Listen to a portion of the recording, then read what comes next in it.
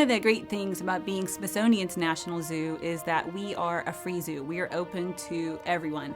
We have a lot of visitors who come here from across the country and from around the world, and we have the opportunity to share our amazing animals with them and to teach them about the animals, the research that we do, and what they can do to help conserve them.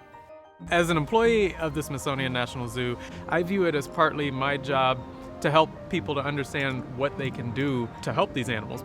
It's our job to help inspire them to look at these animals as more or less ambassadors for their species. If you can make somebody fall in love with an animal, then that person is going to be far less likely to do anything to contribute to that animal's destruction. I'm Pete Mara. I'm a research scientist here at the National Zoo.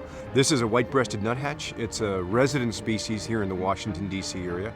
The research that we're doing here at the Smithsonian Conservation Biology Institute within the National Zoo is going to help us better understand how we can help animals cope with climate change. And we can do it in a setting like the National Zoo, where thousands and thousands of people come through and get to witness the wonder of these incredible creatures. When animals are kept in human care, you have to consider more than just keeping them alive. You have to consider that you're not just taking care of your individual animals, you're taking care of a piece of a bigger picture. The Conservation Biology Institute here, of which I'm a part, is all about dealing with this conservation crisis, and not just in the United States, not just in the Western Hemisphere, but globally.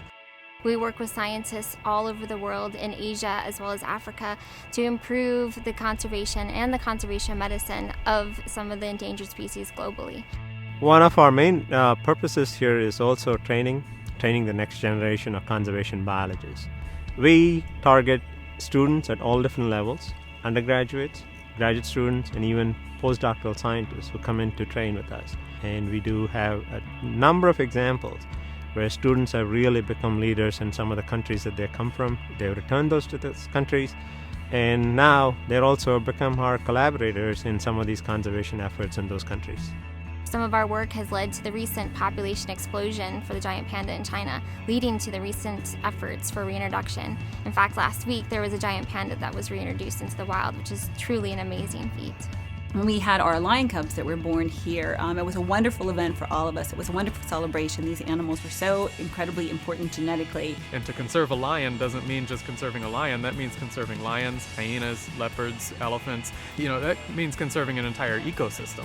We want to keep ecosystems healthy by keeping the species that depend on those ecosystems healthy as well. And additional funding helps us not only support our research programs, but it also helps us support our education programs. So we can reach these people, we can teach them about our animals, and we can teach them how they can conserve wildlife on their own. Very few institutions in the world are able to do what we are doing currently.